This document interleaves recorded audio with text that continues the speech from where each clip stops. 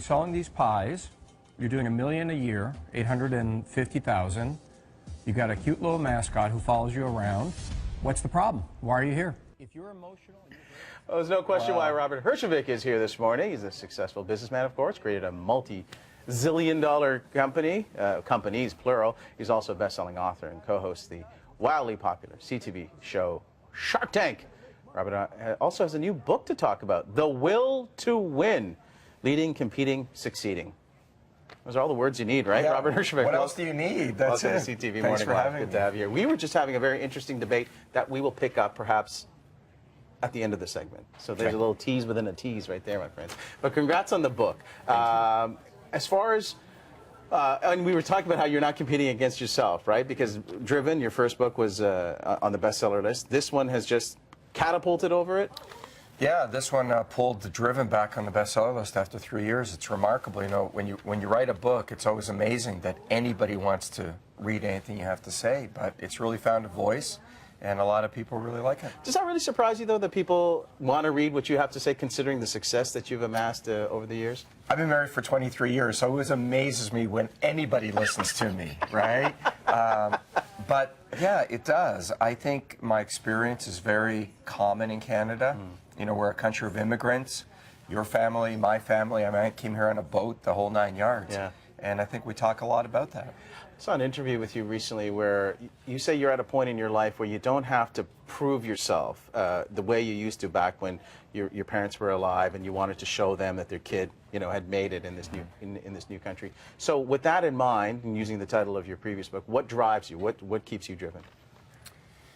You know, and this is what this book is a little bit about. So you make a little bit of success. What keeps you going? I'm a pretty motivated guy. I think fear of failure keeps me going. I just wake up every day. I want to do a little bit better than the day before. You know, I think besides the lack of sunshine, the world is a wonderful, wonderful place. How can you not wake up and want to do a little bit better every day? Absolutely. Now, I literally couldn't put this book down. I have my production page notes, and then I had to get out another envelope and start taking notes as well because, again, it's full of great suggestions, great ideas. Let's just talk about some of the things that you cover in terms of embracing risk. How did you apply that to yourself, and why do you recommend that to people out there who want to do the same thing? I think the great thing about the book is anybody can do it. You don't need a Harvard MBA. You don't need a fancy education. I think a lot of people today are taking a lot of debt to get an MBA when they don't need to. Life is about real-world experience and risk. I mean, it's only risky when you're starting out, but the first time you do it, it's less scary the second time. You don't have to put your house on the line. You can do it in steps. Well, that's the key, because somebody may be having a bowl of cereal right now and drinking their coffee going, okay, Robert, easy for you to say at this point, but it wasn't easy in the beginning. I mean, people say that to me, well, it's easy. If I had your money, I would do it too. And I always say to people, the only company I ever started that lost money was this one, and it's because we had money. You know, lack of capital forces a clarity upon you that you have to commit to. And you can do it. I mean, don't mortgage your house. Do it in a little bit. And the other people you continue to, I guess, learn from and observe as well are people with your type of status, people with your type of acclaim, perhaps more so than anyone else. Oprah Winfrey, a great little anecdote about her. I love that Oprah has my status. Thanks. I'm going to put you in the same, well, you're in the same neighborhood in Florida. That's true. That's true. Yeah, you know, the greatest thing about some days it's really good to be me. Other days not so much. But I met Oprah. She lives on the same island where we have a home in Florida, and it's remarkable. I mean, what a driven, motivated lady. Quick piece of advice she told me is no matter how big your business is, always sign your own checks. Good bit of advice there. I remember one time Tyra Banks was on her show when Tyra was just sort of embarking on the next phase of her career. And she said something to the effect of, well, Oprah, you can't keep track of every dime, every penny. And Oprah was like, oh, yes, you can. Yes, you can. And I said the same thing to her. And I said, that's impossible. A company your size, you don't sign every check. She says, every check above $10,000. So as the company gets bigger, just the dollar amounts. But the discipline is the same. Absolutely. With that in mind, again, a lot to cover in your book, but the 3 common errors people make when pitching for money. What have you found in your experience, not only as a businessman, but also on Shark Tank? Most common mistake people make is they think that money will cure a bad business. A bad business or a bad idea with money is a bad business or a bad idea with money. So that's the most common one. The second one is you always invest in an entrepreneur. If you don't have a passion for your product, if you're boring and I don't want to hang out with you, if you have no life, no energy, no one's going to give you money. And then I think the third thing is you got to be humble, but you got to be confident. Not everything in life is restricted to just one winner, and that sort of ties into the title of your book as well. How important is it to strike that balance, and how do you strike that balance, Robert, between being competitive and fiercely competitive, but also having fun along the way? Well, I always, I'm a fun guy. I like to have a lot of fun. I think great wealth makes you more of the person that you are. So, you know, you look at Kevin. I think Kevin from the show was a pretty miserable, you know, grungy, mean guy when he had no money. Today, he's just a mean, miserable guy with a lot of money.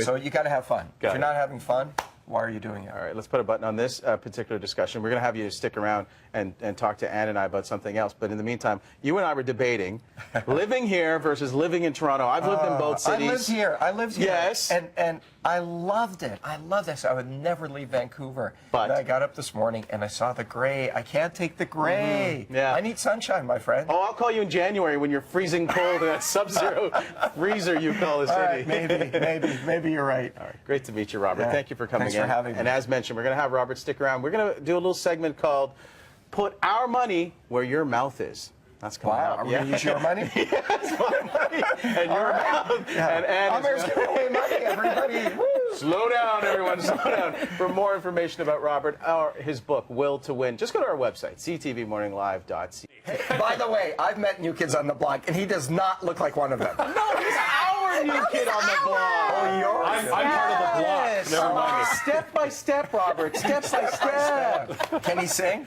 Oh, my God. Oh, he can dance. And he loves to sing the Mick Jagger, the Rolling Stone songs. Who, by the way, Mick Jagger stayed at your place, correct? He did. He stayed at my house twice. We got to meet him in the whole 9 yards. Yeah, it was a lot uncomfortable because we had to share the bed. What? No. I was going to say we're free until that part. Exactly. No, it's amazing. You know, it's funny because most people think he's a real rock star and it's crazy. His business manager was my neighbor in Florida. So then he had a place to stay at his kids. He's incredible. He's all business. Oh, yeah, well, study at the London School of Economics, too, Yeah. before he got this little band off the ground. And he took our 40 years ago. ballroom and he converted it into a dance studio. And all those moves that you think are Just ad-lib? ad-lib, completely choreographed. Wow. Yeah. Okay. Well, Robert, before Ann stepped in, you and I were talking about your new book, The Will to Win. The one thing I wanted to really ask you about was just idea of all of us, each of us as individuals, being our own brand and how important marketing is. You know, it's absolutely. I'm in the computer business. We have a big computer company. We have an office out here. We're the largest cyber crime guys probably in North America. And when I started out, marketing was a bad word. I didn't want to put myself out there. I wasn't that kind of a guy. I know. Look, today. Really? But I call it humble arrogance. If you're so arrogant nobody wants to deal with you, you're going to have a hard time. But if you're so quiet that you're a wallflower, the world does not beat a path to your door. You cannot be great in the darkness of your basement. You got to let the world know. Great advice. Humbled arrogance. All right, so our next segment is Put Our Money Where Your Mouth Is. Go ahead. Okay, so we have a couple of pitches for you. great. My first one, mine anyways, is called Food Hugger because I'm the sous chef in my house. I cut everything up because I don't cook. So sometimes there are leftovers, fruits and vegetables, and you don't want them to get all wrinkly and dry. So this Food Hugger keeps it nice and fresh, if you will. You just pop it in the fridge and there you go. What do you think? What do you think? Would you invest in this? You know, I've learned to not say no. There was a product on Dragon's Den in the first season invented by 3 surgeons here in Vancouver, a banana holder. Have you ever seen this? I saw that. And we thought this is the stupidest thing we've ever seen. Those guys did $5 million in sales. Wow. It's Wow. incredible. Now, as you mull over Ann's offer, we should point out that that's an actual product actual on product. Kickstarter, which is, again, another way to put yourself out there, Yeah, right? so Crowdsourcing and all that we stuff. invest in something That's like what we that? want to know. It's a good idea. It'll find a home. Will it be a huge business as a single SKU product? Probably not. All right. So would I invest in it? I would invest Barbara's money in it.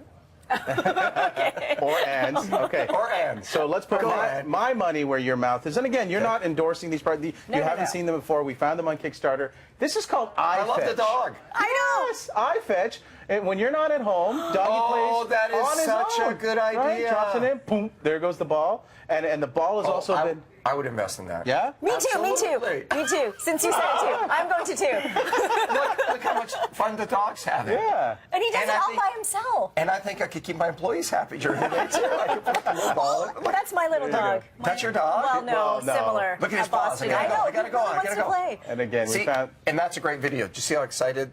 The dog is, yeah. What I love about that product is we all got it. Yeah. There was no explanation. You didn't even finish talking, and we got what it does. That's a good product. That's my product How too. much does it cost? Yeah. What was it on Kickstarter for? I think it was... They're still getting their startup capital. They're going to launch it in October. So. Oh, I would invest in that. Done.